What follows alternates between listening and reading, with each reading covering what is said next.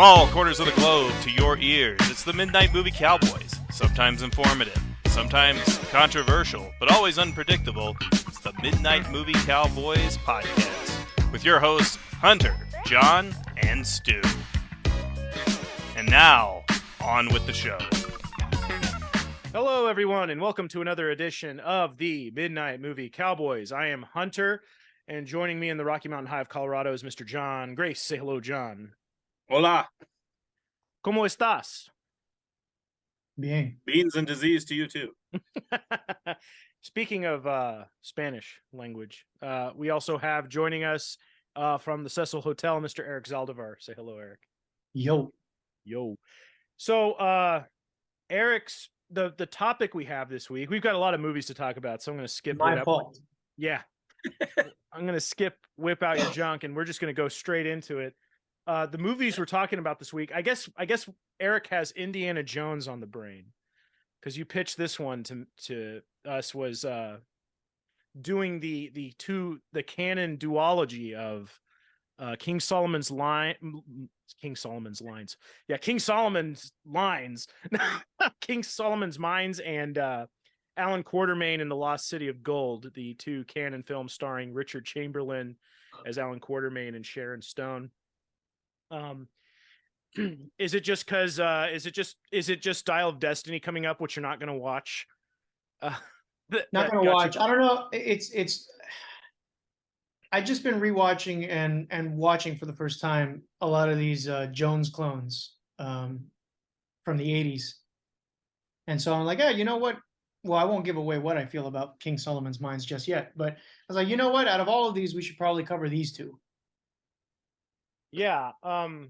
Those are probably the two most well-known ones. Mm-hmm. Yeah, pretty damn close, I'd say. Yeah. You know, And podcasts don't talk about them. Well, what was that? Oh, they don't? So the podcasts don't really talk about them. No, they're pretty I feel like, you'll see them come up in canon documentaries, but for the most part, I feel like they're forgotten. Even Quatermain as a character hasn't really stuck around in the pop culture. The last thing that was significant was Sean Connery playing him in League of Extraordinary Gentlemen. Yeah. And even Quatermain. Quatermain. But even then, most people didn't rape you. Sorry. Wow. But I think that's just doing the real Sean. I think that's what he said to what's his name?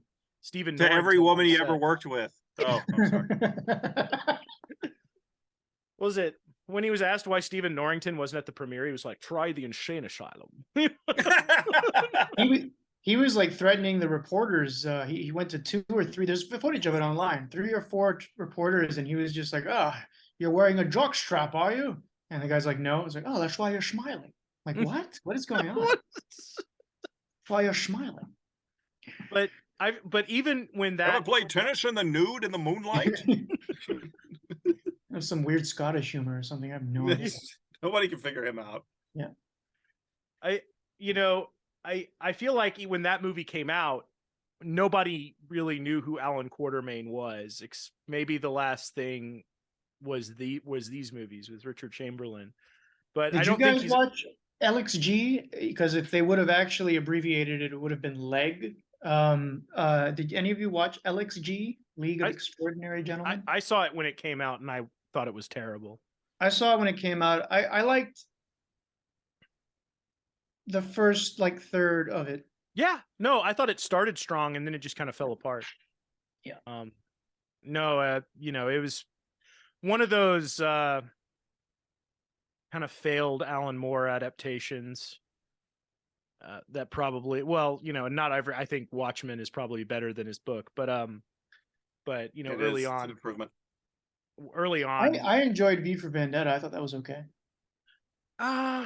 Yeah, No? I saw it once in the theater, and I didn't vibe with it. But that's back in 05, 06. That's when I saw it.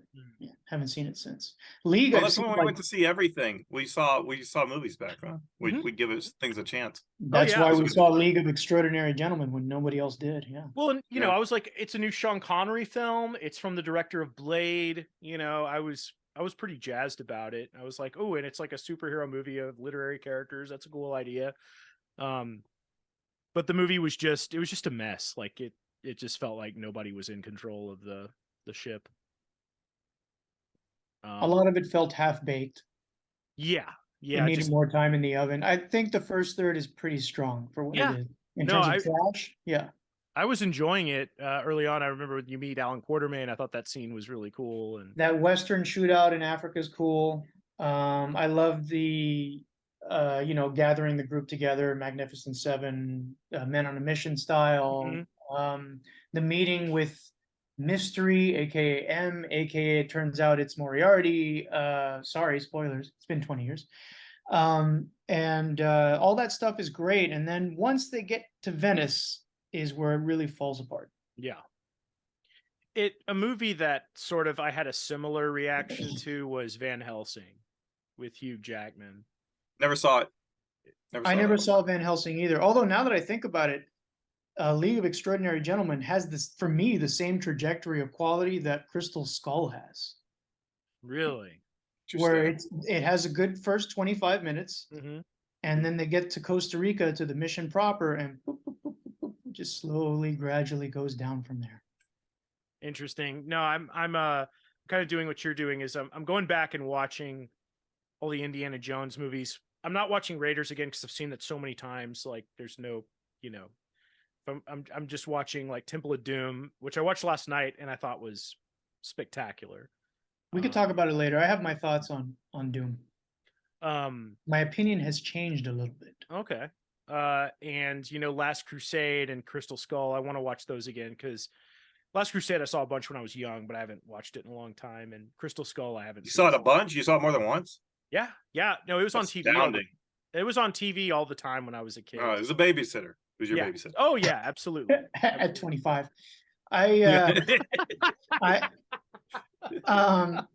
Crystal Skull, I want to say I saw at least one. Well, certainly once in the theater, but I feel like I've at least seen it twice. I saw it in the theater, and then I've just seen bits of it here and there on television. That's probably what I've experienced. Since then, I haven't sat through it start to finish since I saw it in the theater. Well, the last half hour is a complete wash. You don't have to watch it at all. And it has nothing to do with the aliens, although they could have used a better CGI model. But the aliens are the least of it. It just becomes a dead movie. Just kind of sits there. What was I going to say? Oh, but Alan Quatermain. But so what? So you've just been kind of into these Jones clones. I just finished watching one. It wasn't good. Bloodstone. I mean, most of them aren't. One we covered on this show was that one with Giuliano Gemma, Tex Willer and the Lord of the Deep. Yeah. That's not good either. No, it's terrible. And the pedigree that's a shame because the pedigree is good. You got Giuliano Gemma and you got Duccio Tessari as a director. But it was a TV film. I don't know. It's like everybody forgot how to make movies in that country by the 1980s. I know everybody. It's also Italy's most famous Western comic book, I think. Yeah, it is. I know everybody loves their post-apocalyptic stuff, but all that is really in comparison to what they were doing in the 60s and 70s. The Italians had lost it. Yeah, totally lost it. So did either of you have either of you read the Alan Quatermain books, King Solomon's Mines and Alan Quatermain? Unfortunately not. I really want to now. After watching the wonderful films. No, I was reading a detailed synopsis on the first King Solomon's Mines, the first one, because there's a lot. There's about 8 or 9, maybe even in the double digits sequels. In fact, there's a crossover with another Haggard character, She. I think it's called She and Alan, or Alan and She. But long story short, no, I have not. Yeah, I haven't either. I thought maybe John would have, if anybody here had. I tried back in the day, back when I was trying to read every pulp there was, and they're hard to find. Back then they were hard to find. Now you can get all these public domain publications, and I think Del Rey or Bantam or one of those companies actually put them out. And but they didn't reprint them too often, and they didn't give them cool Frazetta covers or Boris Vallejo covers, so they never really developed a reputation. So I always feared maybe they were too Victorian or something in their prose. You always fear you're going to read that type of old English, and it's gonna be really boring, but I did find I think at Dover Classics put out a few of them, and I started reading one of the Quatermain. I think it was just called Alan Quatermain, and started reading. It was actually, I went through a few pages, a few chapters. It was holding together pretty well, and I think the paperback like fell behind a shelf or something, and I haven't located it since. So I was actually this afternoon looking into omnibus editions on Amazon, and there's some that has all the Quatermain stories. There were quite a few, and it's like $40, and you get like all the stories in one bound edition. So, and also you can get them on Kindle. You can get like the complete Haggard for like $3 on Kindle if you're into Kindle reading. I'm not really there yet, but I try. Yeah, I'm with you there. So King Solomon's Mines has been made into several movies. This is the only one I've seen. And this one is from 1985. It's directed by J. Lee Thompson, the buddy of... Very dependable. Hey, get J. Lee. I like working with J. Lee. You don't like the raping like Michael Winner. Menachem Golan's like, who do I get to do this King Solomon's Mines? Get that J. Lee Thompson. He's very dependable. He gets things done on time. On time and under budget.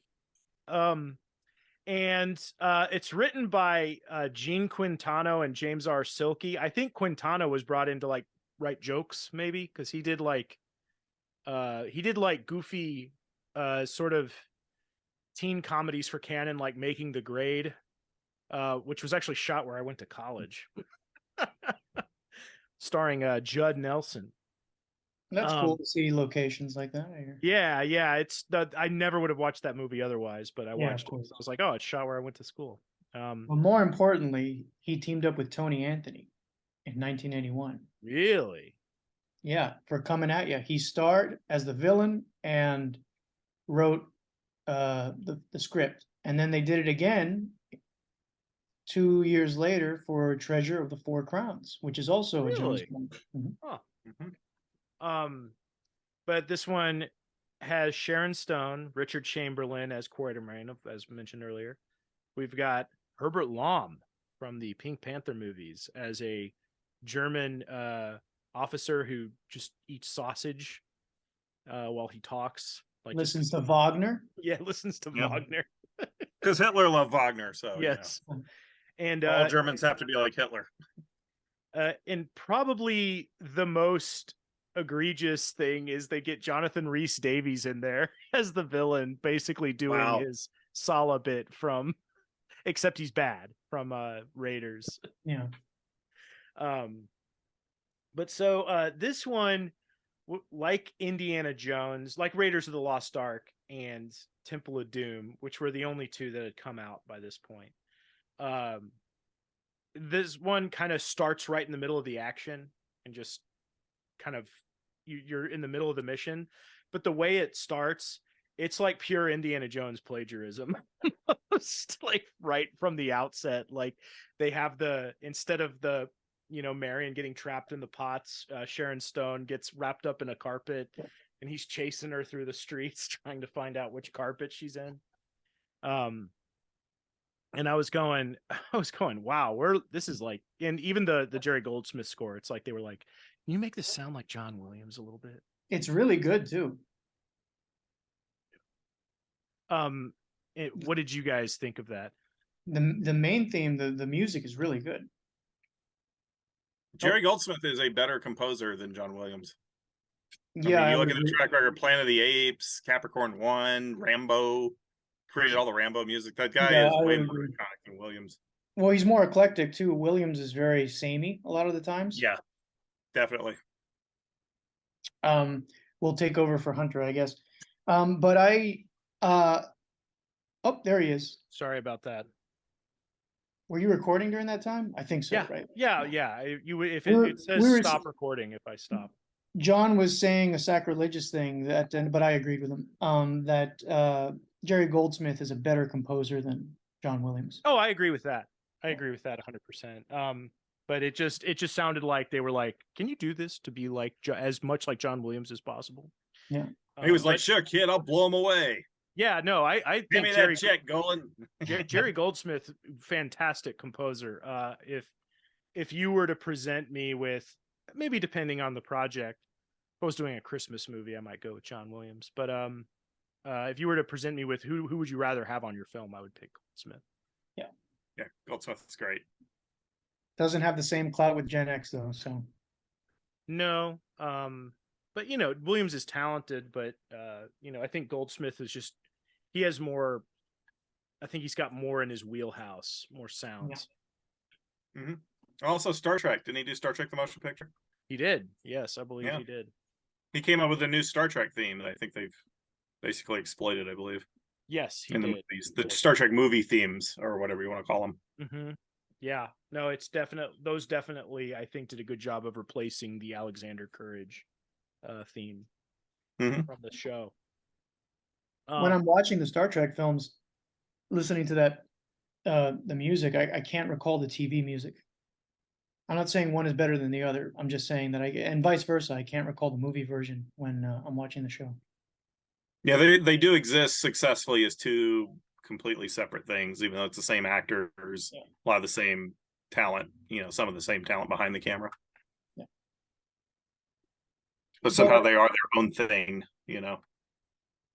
But tell me, well, I don't know. Should we wait for Hunter? You can give me your opinion. What did you think about King Solomon's Mines? Because I think, yes, the action isn't terribly good. Richard Chamberlain, while very affable and a likable protagonist and charismatic, he can't throw a punch worth his life. So the action's terrible, but they make up for it in ways that Lucas and Spielberg don't. Or rather, let me rephrase that. They make up for it with one thing leading to the other. One set piece ends up starting another set. At the end of that set piece, another set piece starts. It just keeps going. I don't think the movie has any time to breathe for the first 40, 45 minutes of the film. There's some downtime after that and some smooching or whatever. But after that, we're back right into it again. And I think in that way, in terms of pace, it's more successful. I'm not saying it's a better movie, not saying that, but it's more successful than any of the Indiana Jones movies because those have downtime. Yeah, I always figured that in terms of emulating the Republic serials and all that. Yeah, it's because Republic serials are juvenile; they were made for children, and one way you kept kids interested is you kept things going and moving, and it's one thing after another. And King Solomon's Mines does it a lot better than I think maybe Temple of Doom might have it beat on the one thing after another. Temple of Doom moves like it's constantly. Like it moves at such a great clip. There's a little bit of downtime even in that. I think setting up the village in need and then getting to Pankot Palace. But yeah, no, ultimately there's always something. Even if it's not what you would call an action set piece, you're looking at a gross out dinner scene. You're looking at a great, well edited, masterfully done spike room, whatever you want to call the booby trap room. Yeah. Like Spielberg is so good at juggling suspense and comedy at the same time. Some of those Ford I give a lot of flack on in Raiders. I don't think he's very good in Raiders actually. His acting's kind of lacking. Temple of Doom, there's a few things, I'll get into it later. Maybe you noticed this in your second viewing recently. But his grimaces and his mugging for the camera in that booby trap scene, all that is very funny. Yeah, it's great. It's really funny. Are you okay? Were you distracted over there? No, I just there's my dog is going crazy. People are asking me questions, and it's just my dog. If he's not in the room, he's going crazy and is attacking his bed. And if he's not in the room, he's scratching on the door and crying. So I see.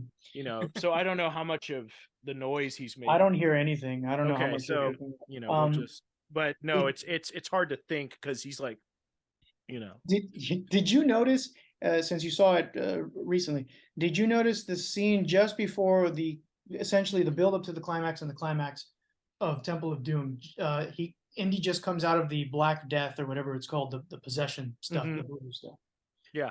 I've been possessed by voodoo.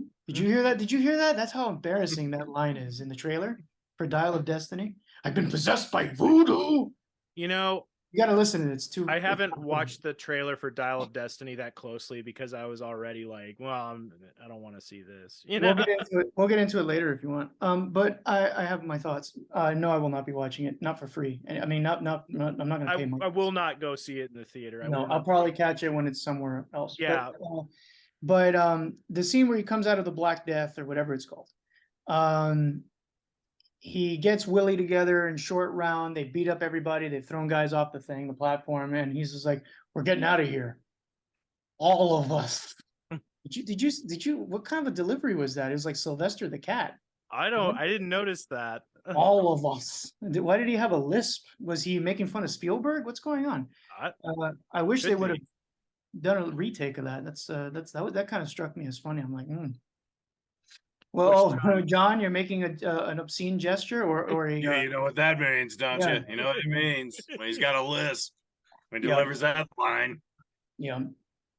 But we'll get back to Indiana Jones if you want later. We could keep talking about Solomon's Mines. How do you feel? Do you think the pace is really good? Because I do. I think it is. I think King Solomon's Mines, it moves really well in that there's stuff in the movie that bugs me. Like, I think this is especially true in the second film.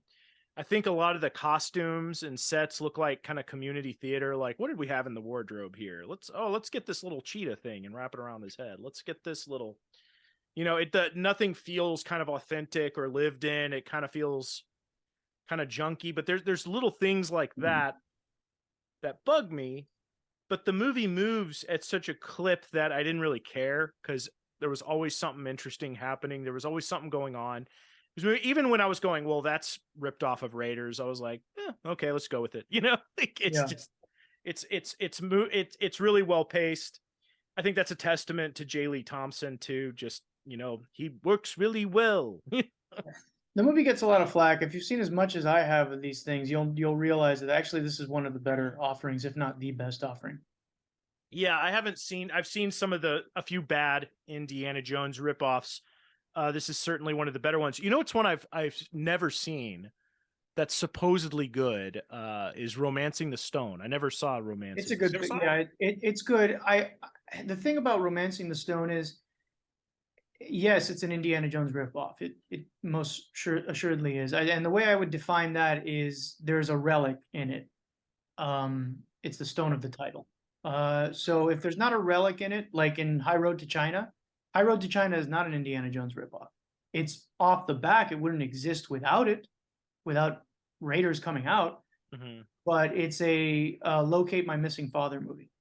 It was also in pre-production in like 1978 with like John Huston directing it. Roger Moore was going to star. It came out during that period in the late 70s where there was sort of a ramp up to Raiders. None of it was successful. But you had King Solomon's Mines. There was one in 79 with Donald Sutherland. You had technically whatever the Ursula Andress one where she gets drenched in honeycomb with Stacy Keach. I forget the name of it. Slave of the Cannibal God. Yep. Or the Cannibal God, something like that. Yeah, there's Treasure of the Amazon. Slave Cannibal. I have no idea. Right, Treasure of the Amazon Women, which was a TV movie with what's his name from Butcher Baker Nightmare Maker. Special. Was it Bo Vincent in that? Bo Svensson, yeah. Yeah. Walking Tall part. There was a TV show, Cliffhangers, that basically duplicated the Republic serial formula and had 3 separate stories, and you got 15 minutes of each one in the hour. And I loved it when I was a kid. Like, it was my introduction to that sort of serial storytelling, and I think it lasted maybe half a season on NBC. It's got a bit of a cult following. It has Michael Nouri playing Dracula. There's the return of Dracula in modern day Los Angeles. There was one with Susan Anton, who I think they were trying to turn into a big star, and she's like Perils of Pauline. It was something like that. And then there was a underground. My favorite when I was a kid was there was like an Underground Kingdom type thing. What's it? The Phantom Empire with Gene Autry. So it was sort of like a remake of that, but with no cowboy songs. It was black and white when they were up in the Old West setting, and then when they go into the Underground Kingdom, it's in color. So it's kind of a cool. It was a cool thing. They really need to, like, Kino Lorber whoever deals with Universal right now ought to give that show like a shot for like a box set or something. If you could put out The Master with Lee Van Cleef, you could put out Cliffhangers, I think, because I think people would get a kick out of it today. But Romancing the Stone, which was in pre-pro, or it was the script was sitting on the Fox shelves for years, since 78, 79. And once Raiders became a hit, they were like, okay, we're greenlighting this. And it is an Indiana Jones clone. However, I would say that the sequel, which is not very good, is actually closer to the Indiana Jones formula, Jewel of the Nile. Yeah. It's just not a very good film. Romancing the Stone is pretty good. You can watch it for free right now, currently on YouTube. Oh, interesting. Yeah. Yeah, I'll have to give that one a shot. Yeah, watch Romancing the Stone with your wife. It's a good movie. Women love it. My wife loves it. It's got Michael Douglas. Yeah. Who I just watched in a Yes. What do you mean a stone? Yeah. I just watched a chorus line, and it's a musical with Michael Douglas, but he's the only guy who doesn't sing or dance in the movie. What does that tell you? What does that tell you? He's the only straight guy in the cast. What do you mean you're not ready for the opening? Listen, I can't cast you. You're too good to be in the chorus. You're a lead. Solomon's has a bad reputation. People dismiss it. Honestly, it's one of the better, if not, I said the best of the ripoff bunch. Obviously, excluding something as hugely budgeted as Romancing the Stone is. Yeah. And it's today. I think the legacy of it is, that's the one where the crew went pee-pee in Sharon Stone's bathtub or whatever. Like that's what it's mostly known for. Yeah, you get those kind of movies like Electric Boogaloo that have a lot of salacious behind the scenes stories about canon films. You know, the canon taint is all like there's, you know, kind of two camps. One where like a canon film is like a selling point, and another where like a canon film is like, oh, this is gonna be crap, you know, like, and it's gonna be awful. Yeah. Yeah, but King Solomon's Mine, show your kids if they want more Indiana Jones stuff. If you're even showing that stuff, It's gonna be better than Dial of Destiny, that's for sure. You know? God. Fucking Crystal Skull is gonna end up being better than Dial of Destiny. Yeah. You know it. Yep. I know it. Everybody. Yeah, one reason it got trashed a lot when King Solomon's Mines was released was and I was reminded when I watched it a second time today on Tubi, was there's a scene where they're in the cannibal pot, the boiling pot, and it's a total 1930s jungle movie stereotype. Oh yeah, it feels like Looney probably Tunes. a bad year to do it. I think like filming that in 1984 is not a good idea. And you know, you got the spears going up and down and they're chanting, and you know, it's just like even in the John Guillermin King Kong, it seemed kind of a little outdated, and here it's just like, oh, there's the big boiling pot, like the old every Three Stooges you've ever seen, where they're in the jungle. And they're what are you implying, John? What is so wrong about this imagery? I don't know. I was waiting for Curly to be going, you know. Yeah, so it's like you're waiting for Bugs and the Penguin to like show up and get cooked. Yeah. And boy, whose idea was this? You know. Yeah. I took a wrong turn at Albuquerque. You know. Yeah. It's all part of the fun. You expect Bogey to walk out of the jungle and go, "Pardon me, Mac, but could you spell a meal for a fellow American?" Well, it's like, it reminds me of that Charlie Chan movie where he's like in the jungle and they're looking for a Mayan pyramid or something, and Mantan Moreland is wearing his chauffeur suit in the jungle. Clark Gable walks by. He's just like, "Don't go away, folks. This is going to be good." Yeah. But yeah, that I remember the critics were real up in arms. This is racist. This is stereotypes. And, I was watching the great actor Ken Gampu has a role in this, and he's basically, you know, he's covering his face on the train and everything. And this is a guy who's been in everything from The Naked Prey to Zulu to Kill Again, and then he ends up in King Solomon's Mines playing a quiet character who's just doing this on a train. So the critics were really, they had their knives out. They hated anything Canon produced. Like there was definitely plus I think this was shot in South Africa, if I'm not mistaken. I believe it was. Boy, if you were filming there, I believe it was Zimbabwe. If not, the second one was shot in Zimbabwe. Oh no, you know what? No, this one was shot in Zimbabwe. I'm looking. Okay, Zimbabwe. But it had a South African crew. It had a South African Israeli crew. Okay. Okay. Yeah.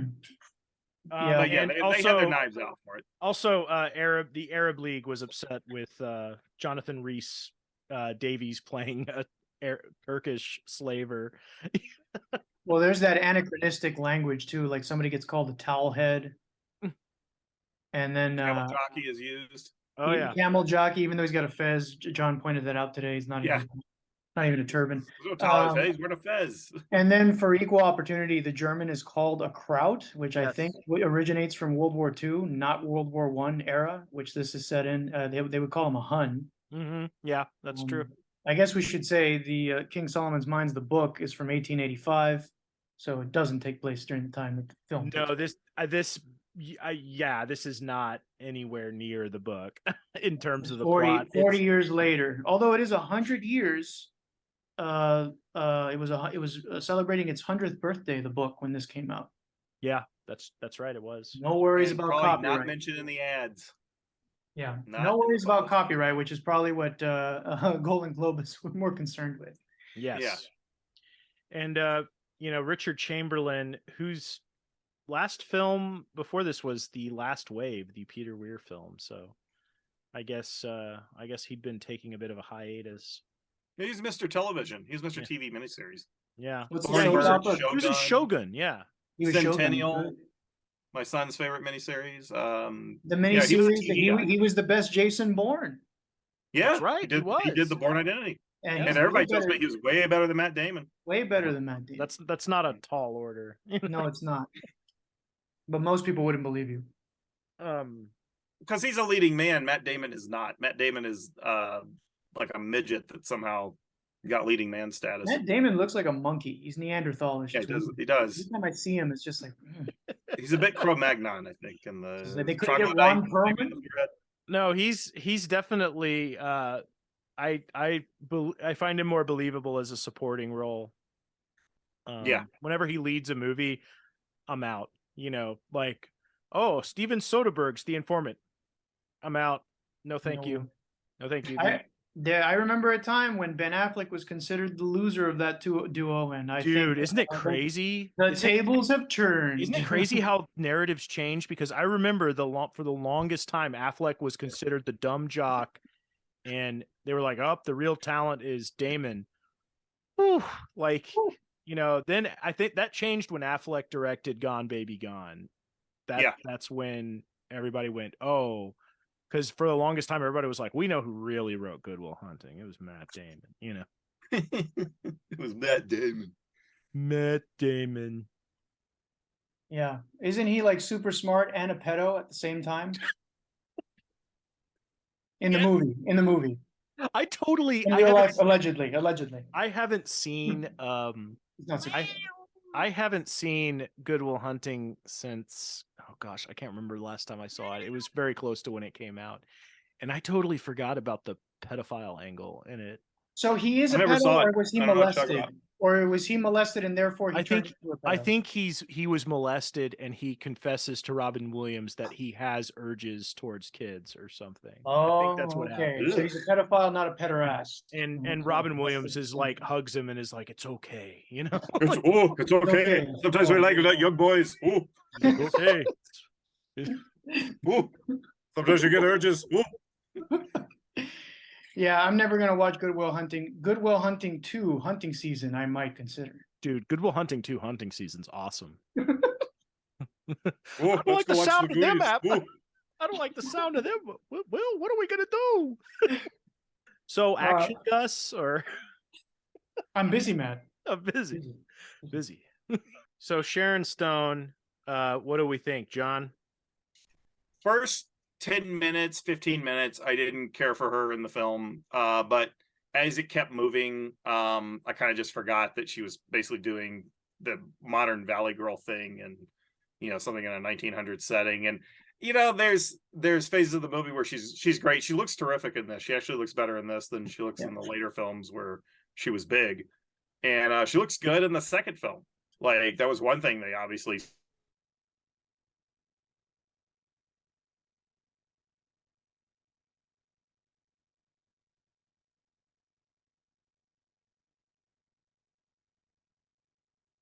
cheaper and dumber than in the second one. Well, we'll get into that when we get to that. Go ahead. Yeah, but she has to kind of grow on you. She has chemistry with Richard Chamberlain, which is kind of funny when you think about it, of course. Yep. But they actually have good chemistry together, and since they're both kind of doing the Gene Quintano quippy dialogue thing before that was like a standard for all action films. Thanks, Marvel. It's like it works. Like she's actually pretty good in the role, and that's like, you know, I don't care about the behind the scenes stories where they whizzed in her trailer and all that stuff. I don't who gives a shit, you know. Most of these actresses are probably bitches on the set. That's just the way it is. You don't say. Yeah, it's like, yeah, she's all right, and I'm surprised she wasn't kind of like a breakout star, but I think it's that canon stigma, you know, of this being a canon film. And I remember how these were released. These were released regionally, if I recall correctly. They weren't like coast to coast openings. It was like it played here one month, it played North Dakota the next, it played Mississippi the next month. You know, it's just that sort of weird thing. Yeah, because they would basically bus, you know, let's face it, they would bicycle probably 100 prints around the country every month. That's just how they released them. Yeah, especially a smaller outfit like Canon. And even when I was a kid, I knew like Canon was garbage. Like it was a garbage studio making quickie films, and I didn't see this in a theater. My cousin went to see it, and he actually enjoyed it. And he told me he liked it. I just never got around to it. Didn't have the enthusiasm. Yeah, it didn't cost that much, but it also didn't make very much. I think its budget was like 11 to 12 million, and it made 15. Yeah, and I think these movies made their money back on video and cable TV. I think that was the real profit for these films. Yeah. And MGM got wise to that, and I think they kind of got tired of dealing with Canon and basically just coming up with stuff that made a profit of maybe 6 or 7 million instead of, you know, they wanted like a Bond movie. They wanted something that made like 70 million profit. They didn't want 7 million profit, you know. But these made money. They did okay. The problem is Canon does what the average American does now. They were basically making movies check to check. You know what I mean? It's like they had money, a little money came in. Okay, we'll put it in this production real quick. Oh, it's all gone. Oh, we just got video sales for American Ninja. Okay, let's put it into Life Force. You know, oh, we're blowing all our money on Life Force. Cancel Tony Anthony's production. We're not doing this 3D Flash Gordon thing. You know, it's just like they were just doing like a weird. When you look at all the canceled projects they had, it's kind of fascinating. Yeah. Oh, there's tons. Like their Spider-Man movie they used the sets to make Cyborg or whatever. Yeah, Cyborg, and they were planning a bigger Spider-Man movie years before the Albert Pune one that we're going to have Tobe Hooper direct it. Tobe Hooper was announced for everything. He was going to do King Solomon's Mines. He was going to do Spider-Man. I think Michael Winner was supposed to direct Captain America. Like, if you can imagine that. I guess getting a rape angle that Jack Kirby and Joe Simon never got into. They had all sorts of weird things always announced. They announced a Godzilla satire. It's just like, how did they think they were going to do that without Toho? And Toho sent them a cease and desist. They were in talks to revive the Shaft series. They were going to do Halloween 4 with John Carpenter and Dennis Etchison writing the script. They had all these crazy things that were almost made. Like Bronson's The Golem. Yeah. I would have liked to have seen that. Hey, it's a clay monster. Hey, this clay monster. He's a Jewish clay monster. I'm about to put you in the kiln, buddy. He's gonna get revenge. This monster's gonna kill muggas. Don't you know that the golem gets out of control? And gonna put the kielbasa on you. He was trying to get him to do Rider on the Rain, like a sequel or remake of some sort, because he liked playing that character. Yeah, there was talks of that. I guess it was a canon thing because, Bronson was just almost strictly canon in the 80s, it seems like. They wanted to do a Harry Dobbs sequel, which at the time probably wouldn't have been good, but it would have been nice to see a series of Harry Dobbs films the previous decade. That's for sure. Would have been directed by J. Lee Thompson. Yeah. Get Jay Lee in there. He does a good. He stretches a dollar. A good Harry Dobbs movie, spin-off, whatever, solo outing, is one that's not a Harry Dobbs movie at all. It's Jack Reacher. It's true. It's very good. I think Lee Child probably saw Rider on the Rain. Maybe. He's of the generation that might have seen it. He's a military cop, sleuth, something. It's in the realm. It's a two-fisted JAG officer, basically, I guess. Yeah. It's in the realm. I want to do Riders on the Storm. Get that Doors tune in there. Hey, It'll I be don't like perfect. these hippies, but it could be a good movie. Yeah. It opens with Jim Morrison singing that tune, and then I blast him. Strangle him in the tub, push his hairy head down in the water. And I cuck his wife, who's my wife in real life, played by my Better wife. have a part for Jill, or I won't do it. Now that's who should have played Alan Quatermain, Charles Bronson. Yeah, oh, there you go. Jill I was Ireland thinking it and- was probably Tony Anthony, like up for the part, and then they made a deal with Richard Chamberlain because it seems written for Tony Anthony to do a bunch of. Oh, jeez, what did I get myself into? I could easily see Tony doing the role. Yeah. Yeah. I would say this is what I wish Treasure of the Four Crowns was. That should have been action, stunt, comedy after stunt, comedy, action, you know. Yeah. Treasure of the Four Crowns is a shit sandwich. You got a great opener, you got a pretty good, if not great closer. Everything in the middle is a giant sack of crap. Other it's than like- that clip you sent me where it's like, why do they wear these Halloween masks? So it's directed by Takashi Miike, is what you're telling me. Pretty much, yeah. Yeah. Yeah, It it might feels as like well that. be, minus the gross out stuff. Takashi Miike is like, I know how to make a great opening and a great ending, but I don't know how to connect them. You know, He is a horrible director. Listen, Yeah. He really is. it just gotta if it happens by accident. You know? I Yeah, was yeah, really it's- disappointed in that samurai movie that everybody loves. I finally caught it about 2 years ago. So I was like, this is the thing everybody's 13 whacking out Assassins, is that the one? I liked it. I didn't think it was the Okay. greatest thing ever, but I liked it because I saw it in a theater, and so that last battle is pretty cool to see on the big screen. Yeah, I remember But, enjoying it. But I didn't say it was, you know, I wouldn't say, oh, this is amazing, and forget all the 60s films that you like, and forget Sword of Doom, and fuck Zatoichi, and all that stuff. I never got like that about it. It was just like, no, it was good. It was a good, it's said to be better than the original that was made in like 1961 or whatever. They say Oh, I it's didn't even actually realize it was a remake. Okay. better. Yeah. I'd like to see that. Because the remake is, well, I mean, the original is considered to be like a decent film, but great concept they didn't really run with. And here they went with the, I don't know. I've never seen the original, so I couldn't really say. So you know, I think we all agree that King Solomon's Mine's pretty good. What do anything we want to add before we rate it?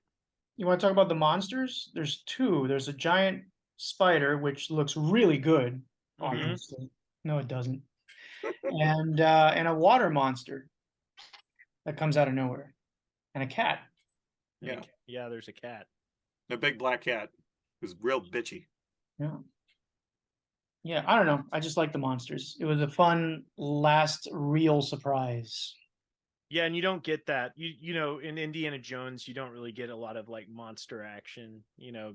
No, you get supernatural stuff at the end, but no monsters. Yeah, you don't get monsters. John, anything you want to add? The monsters are fun in the end. I was a little annoyed that the Tubi print I watched was that annoying trend of Zoom boxing, which used to be only on the Stars streaming service, but now it seems to be everywhere, where you start out with your scoped credits, your full scope 235 credits, and then all of a sudden zooms in, you get your 185 cropping, and it's pretty ugly. It artifacts real bad on my 75-inch TV, and it's like that's a frustrating trend in streaming that it's real pisses me off. I hate to be all techno geeky and all that, but it's annoying. But I think it's fun. Hey, I mean, I'd say go watch it on Tubi. There are plenty of worse films, anything Marvel, that you could watch, you know, any day of the week. It's like, this is fun. Richard Chamberlain, you can see why he was a star, why he was so well liked at the time. Or I mean, I guess he was a big TV star, being Dr. Kildare and all. But yeah, he's good in the role. And Sharon Stone, I mean, it's too bad she didn't break through earlier when she was younger, because she certainly had the camera presence and that she had it to be a star. She just kind of broke through in her mid-30s with Total Recall, and that was just it was unfortunate for her, but she would have had a more lively career had she broken through in like 1980, 81. Yeah, totally. And I guess so what would you rate this, Eric? I'd give it a 6.5. John? Yeah, give it a 6.5. It's fun. I just give it a 6. 6. Yeah. Solid. Not a classic. No. But Yeah, fun. it's worth checking out if you like this sort of movie, if you like Indiana Jones, if you like Romancing the Stone. And no CGI, a lot of on-camera stunts. Like the whole sequence around the train is really good. The train is good. A little falters a little bit where he's dragged on the tracks, and the tracks are completely flat. It looks. And he looks like he's roller skating. Yeah, it looks really strange. But he looked like it should have been Thomas Millian. Like yeah. But I commend him for the effort. The train sequence is a lot of fun. I think Chamberlain gets a chance. I think he's really good at the comedy. Like when he busts in through the cart with all the guys in it, and he's just ready to blow them apart, but there's too many, so he's like, very good, thank you. Yeah. It's checking your reflexes. Pulls out the horn and starts singing. You know what made me laugh is something that's just so innocuous. So at the beginning, somebody throws a stick of dynamite in a room, and one of the bad guys, the guy with the fez, like scrambles for the dynamite. He finally grabs it and says, "I got it," and he blows up. and then like a few scenes, like the next scene, Quatermain throws another stick of dynamite that's a dud. And he's like, "I got it!" Like he's just mocking the other fellow who just got blown to pieces. I don't know. I thought that was kind of funny. All the actors seem to have fun in it. That's what you can't say for a lot of movies like this, for canon films. Like everybody see Herbert Lom seems to be just having a whale of a time hamming it up, and John Rhys Davies just making fun of a part he didn't think he'd ever play again, that sort of stuff. You got a good soundstage at the end in the temple and the mines. Mm-hmm. All the booby traps and stuff. Yeah, it's fun. It's a good movie. So next, 1986, Alan Quatermain and the Lost. That's Quatermain. I don't know why I say Quatermain, but maybe it's Sean Connery's fault. In the Lost City of Gold, Alan Quatermain in the Lost City of Gold. Jay Lee's no longer here. We got Gary Nelson directing. Gary Nelson, who did lots of TV. And boy, do you feel it. He did Freaky Friday. So, not the pedigree of J. Lee Thompson. Gene Quintano's back. Lee Reynolds. You've got Richard Chamberlain, Sharon Stone. This time we have James Earl Jones and a guy who I did not expect to see, Henry Silva, showing up. Wearing a Gene Simmons wig. Yes. At first I was like, that guy looks familiar. And then I went, oh, that's Henry Silva. You thought it was the man who copyrighted the $. And we also have Elvira herself, Cassandra Peterson, showing up. Who never says anything, thank God. Yes. Yeah, they knew how to handle her. Yeah. Exactly. So this one, I will say is, the print on Tubi was not zoom boxed. I don't believe. Mine was. It was. Oh, it was. Mine okay, was as well. It just felt. When I watched it, it felt bigger than the other one. So I was like, oh, I was watching a cropped one, I think. But I was watching it going, this looks like they spent more money on this one. Also, very clearly not as good. Like, much baggier pacing. It has little moments where it moves, but then this one really gets bogged down a lot. And like my complaints about the last one with like the costumes feeling like community theater, it's way worse in this movie. With James Earl Jones looks like, his axe looks like he got it at Party City. Yeah. The first third, it kind of fools you into thinking you're gonna have, like at the beginning too, you're gonna have a little bit of a darker tone. Yeah. And the first third is fine. It's the strongest part of the movie. Yes. It's bogged down by endless walking, and I think I know why that is the case. We'll get into that later, but they had to pad it out for a reason. The first third, the journey to the Golden City, or the City of Gold rather, is fine. Mm-hmm. You have the river stuff, you have the little leech monsters, whatever they are. They look like dogs, actually. They're like worms with dog heads. Mhm. I Yeah. really think the Boogans from that horror film. The boogans, yeah. The boogans are like frogs, but they do look like that. Yeah. Like all that stuff is fine. I enjoy that a lot. I love the that set piece where the chasm opens up. That's great. Yeah. All that's great. Even though James Earl Jones, did you see his attempt to try to push the button to merge the chasm? He like half-heartedly tries to stretch to it, and then once he realizes he can't reach the button, he just goes. He's like every IT guy you ever meet. You know? That's you true. guys are about to die. I think I want a little bit more effort than that. Did you catch the shot with the Thunderbird puppets when they're on the river?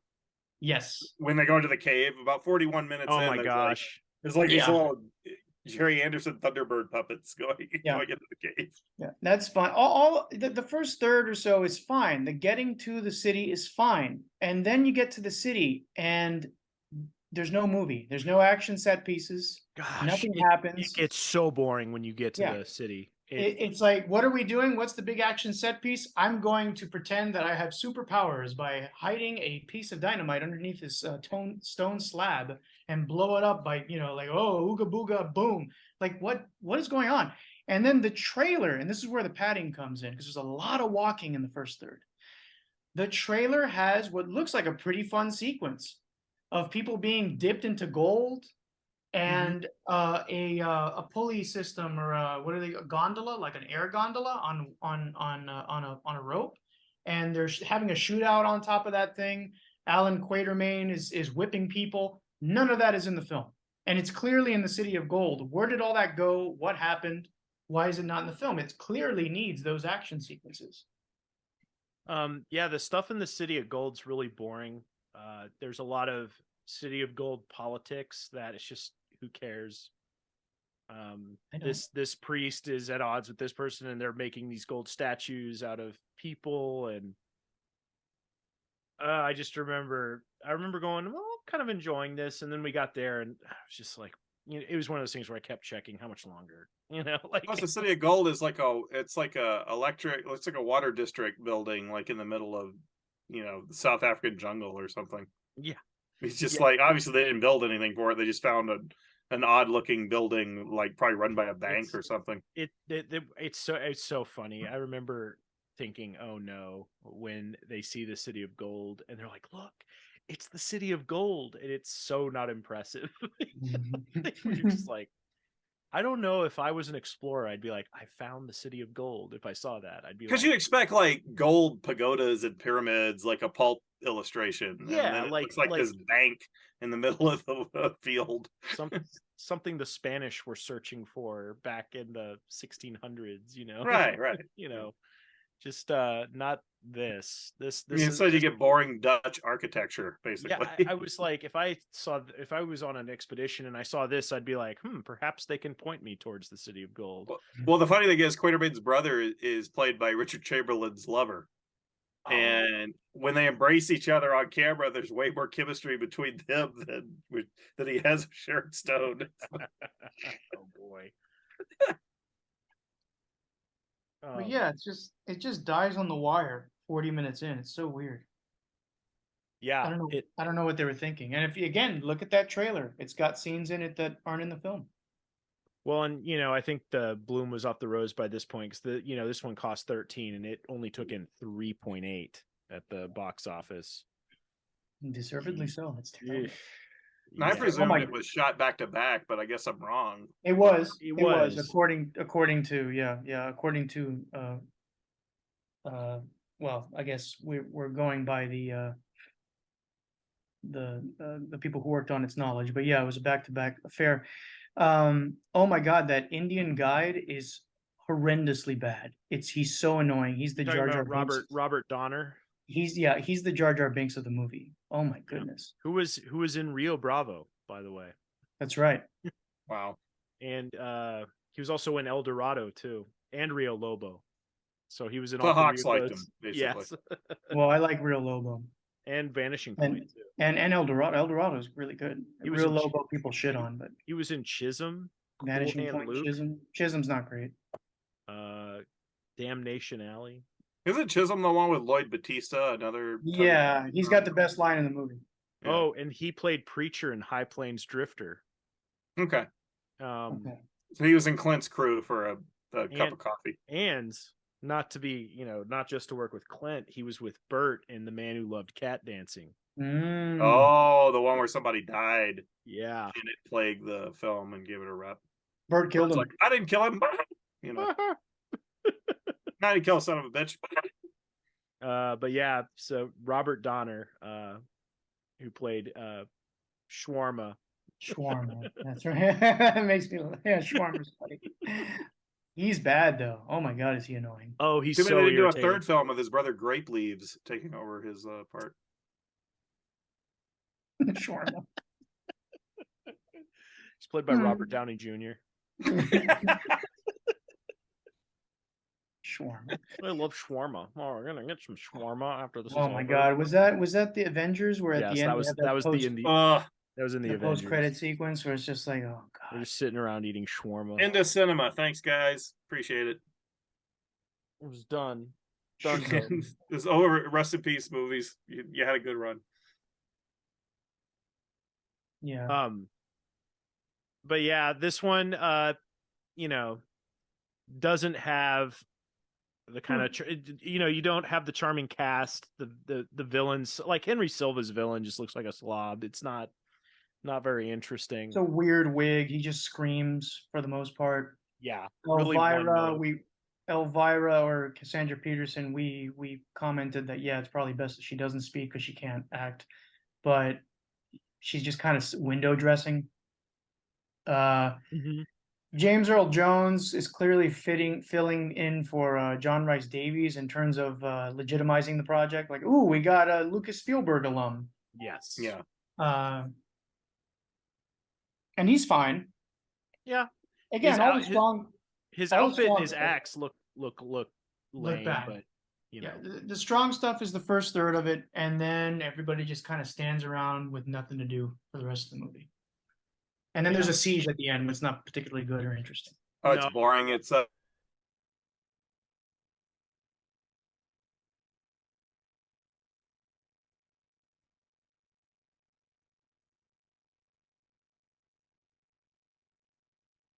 doesn't have that. It just doesn't have enough monsters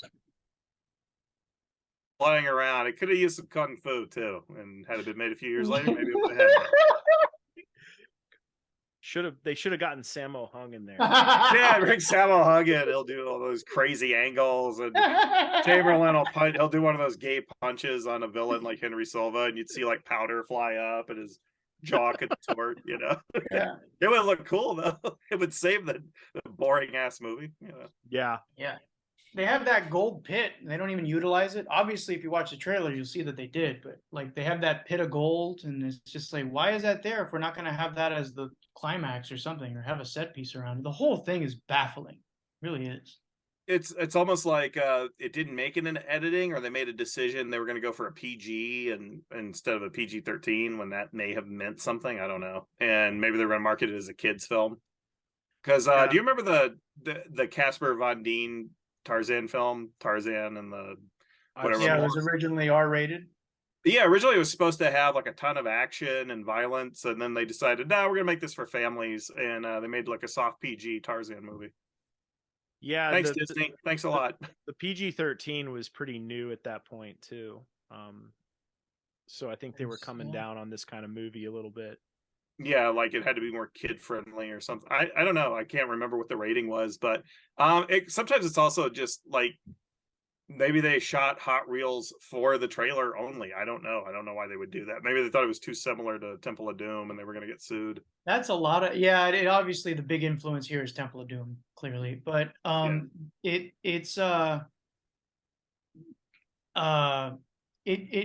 beginning it's kind of moody in the way that the first one is not. And again, it led me to believe like, ooh, when the first time I saw it, like over 11 years ago, I was like, ooh, we're going to get like a darker, moodier movie. That's kind of interesting. And that goes right out the door, which would be fine if you had the same pacing as the first one, but not even close. I'm giving it a 3.5. It's not good. I give it a 2. 3.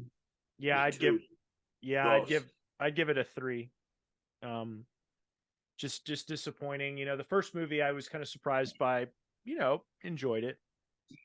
But this one started off promising. I agree with you, Eric, and just didn't fulfill that.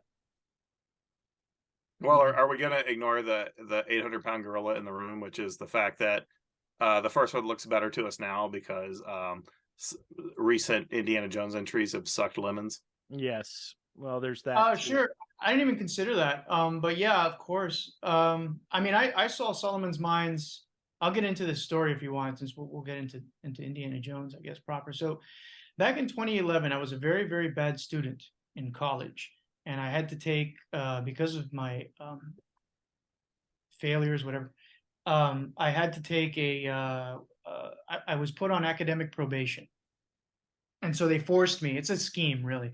They forced me to take classes that I didn't need in order to graduate, almost to like punish you, which is bizarre because you're an adult and you're paying for this on your own.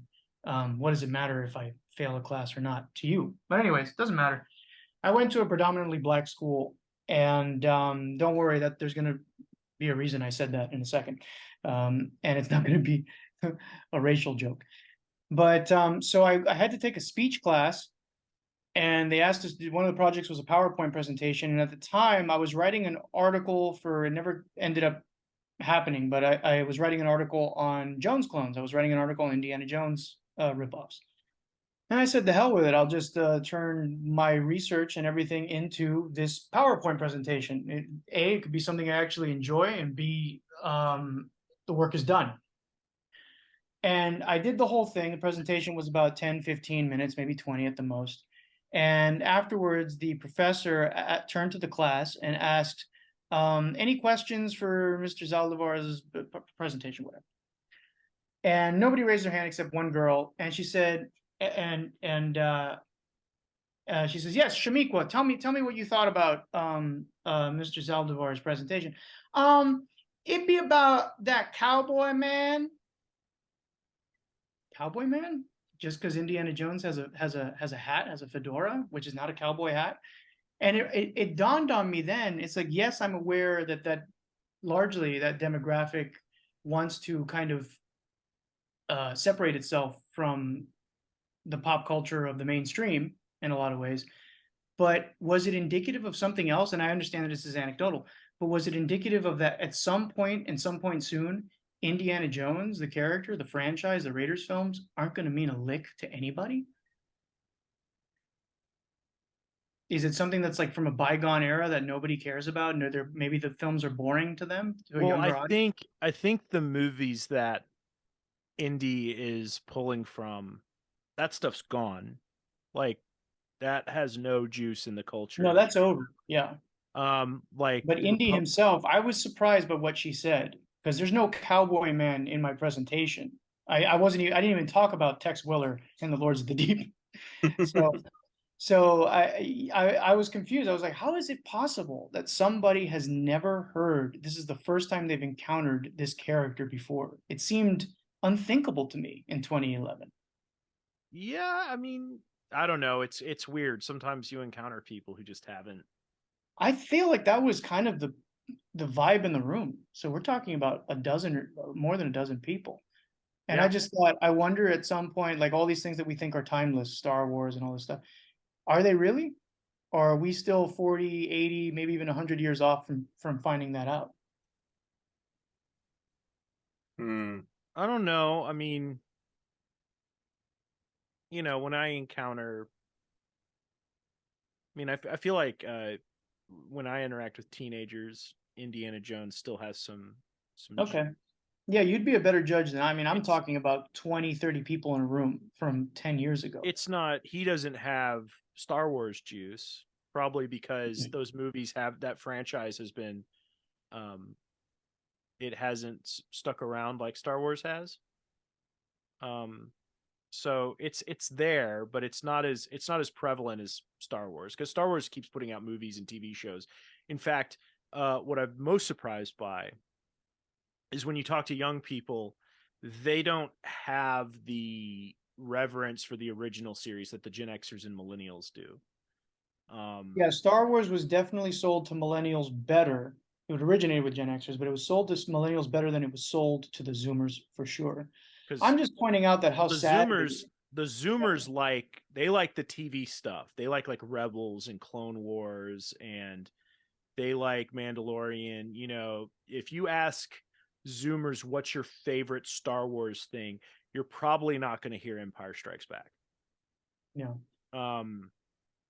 You know, when you talk to millennials, you might hear Revenge of the Sith. You might hear you'll probably hear one of the Lucas 6 that he produced.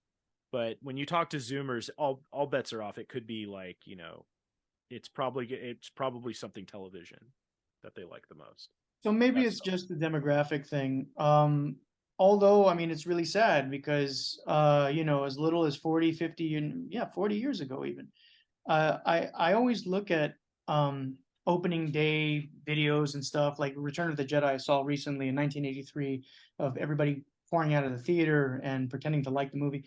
And they and it was just a smorgasbord of people. It was a true melting pot. It was whites, it was black kids, it was you know, Asian kids, it was young, old. Like, we shared a culture at one point.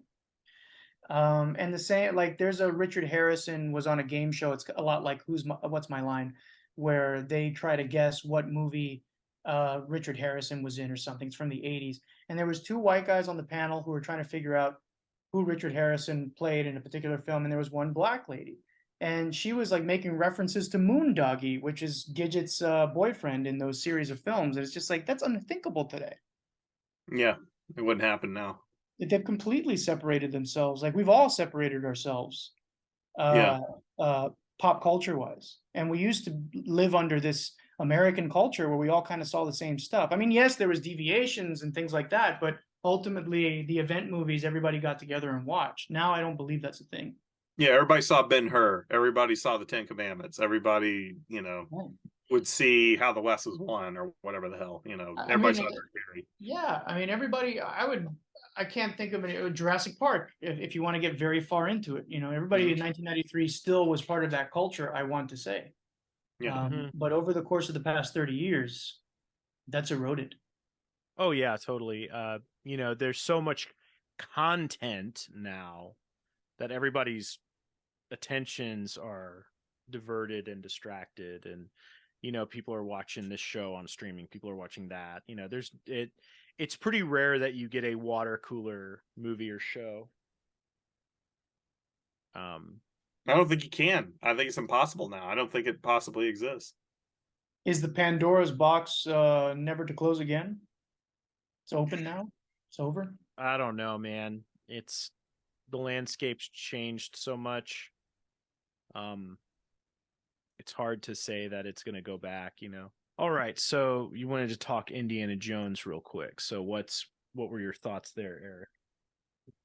Oh, you first. You saw Temple of Doom recently. I thought it was really good. Sorry, my dog is making my life miserable. I thought it was really good. You know, the kind of standard Gen X line for a long time was Temple of Doom is the not good one. You have Raiders, which is a classic. You have Last Crusade, which is really good, which really is just a retread of Raiders, but not as good. But Temple of Doom was kind of the redheaded stepchild, and that was basically the line I would hear from most Gen X people I knew until Kingdom of the Crystal Skull came out, and then Temple of Doom became a classic. But a lot of people really love Temple of Doom and think it's a great movie. Some people like it more than Raiders. I thought it was fantastic. Watching it again, and I hadn't seen it as many times as I'd seen Raiders. I'd seen it a few times, but I really enjoyed it again this time around, maybe more so than ever. John? What about Temple of Doom? How I feel about it? Or I haven't watched it in a few years, but last time I watched it, I kind of felt like maybe it was better than Raiders, and it's probably just because I haven't watched Raiders in a long time, or overexposed to Raiders and didn't see Temple of Doom for like 20, 30 years. So yeah, I saw it recently. It's been a long time since I'd seen it. I really liked it, as I usually do. I always thought, though, that Temple of Doom was a very close second to Raiders. Now I think it's still second, but it's a distant second. And the reason for that is that Raiders has an earthy feel that Temple doesn't have. Temple is very soundstagey. It just the Raiders they shot on location. There's just like it just feels sweaty and gritty, and Temple of Doom does feel sweaty. But I couldn't get over the sound stages this time, where it's just like, this is great. I love the set design and everything, but I just can't help but feeling that this is a little too stagey. But other than that, and the one thing that Temple does have over Raiders is the climax. Everything from the slave mines to the mine cart to the bridge is all fantastic stuff, and it beats Raiders out of the park, because Raiders, check out the last 20 minutes of Raiders. There is nothing going on. Yeah, it kind of slows down at the end. Yeah, the real climax of the movie is the truck convoy, and then you get a set piece at the end, but Indy's strapped to a pole and he has his eyes closed. He doesn't really participate in anything. So yeah, that's always the he big didn't complaint. have to be there. He didn't have to be in the film, and they would have had the same result with the Nazis finding the Ark. And there's that theory. Yeah. That's not great, but yeah, I'm just, in terms of, like, you want to have one big rousing set piece, and this, I don't think it's it. I mean, special effects wise, it's great. I love the melting faces and all that, but yeah, your hero is strapped to a stick. You don't want your hero to be inconsequential at the end of the movie. And then Crusade, I enjoy it, but it's clearly like a distant third. It's they do the thing that I've never liked, which is, first of all, it was too early in the series to do this, I think, to have the father show up, and then it's like constantly clowning on him and berating him and stuff. That's something to do like as an experiment in, vehicle number 6 or 7. Don't do that after 3 really good movies and you want to kind of finish things off. Yeah. No, they made a lot of mistakes, I think, after Temple, like, I think they should have, done something different with the third film. They should have probably taken the role and given it to someone else before Crystal Skull, instead of letting. They should have recast, like, they should have had a new one out with somebody else by 1993. Yeah, that's probably what they should have. Yeah. And do one every 3 or 4 years, like the Bond series, and you can do all sorts of adventures in the 30s and 40s. You could buy the rights to Doc Savage novels and change it to Indy. Those guys had all the money in the world to do that, and they don't even try. They don't even try to be creative. So well, it was serendipitous that the Raiders film started in 81, because you had 3 movies in the 80s. You could have had 3 in the 90s. You could have had 3 in the 2000s. You could have had 3 the previous decade. But it they stuck with Ford, and I think that was a mistake. Yeah. Yep. Well, guys, let's go ahead and wrap it up, because I have to run. Sorry to knock things out, but stuff's just falling apart on my end. So I'm just going to go ahead and say adios. I say peace out. Good night. And now it's time for Rue Britannia with your foreign correspondent, the Nez.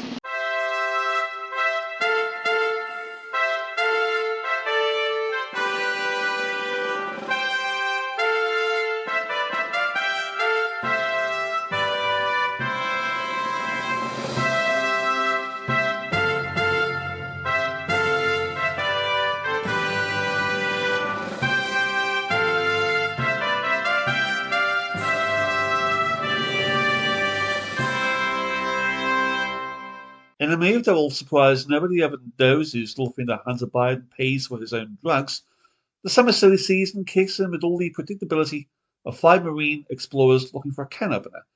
Just Stop Oil continues its campaign of civil disobedience by obstructing the public highway. The public in turn respond by effectively throwing paint and milk over them. The Dial of Destiny effectively opens in the UK to empty multiplexes, whilst Faux-Waller Bitch prepares to effectively kill off Lara Croft. Harry Markle gets humiliated in the High Court over his failed lawsuit against Mirror Group newspapers. And an unelected Indian Prime Minister is still incapable of being able to step outside of the front door each morning without his mum dressing him as usual. In summer, it's what passes for the idea of a cessation of hostilities.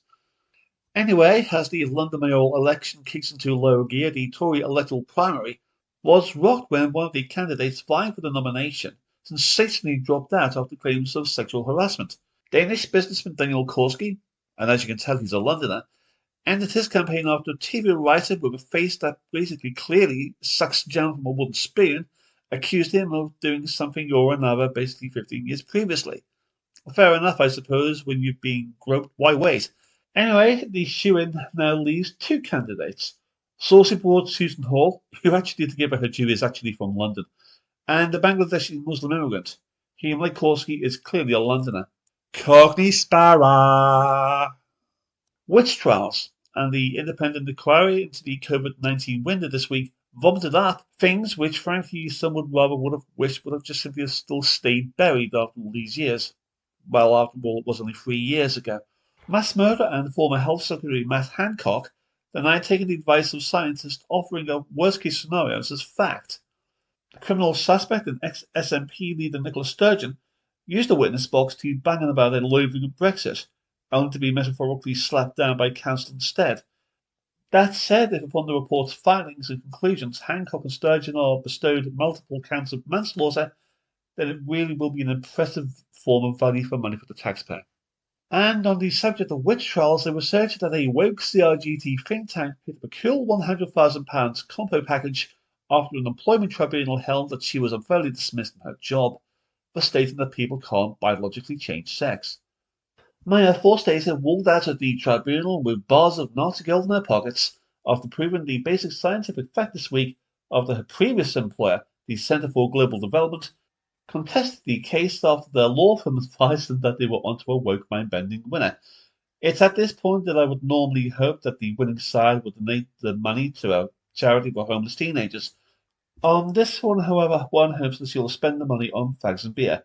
Not the woke CRGT fags, but the nicotine ones instead.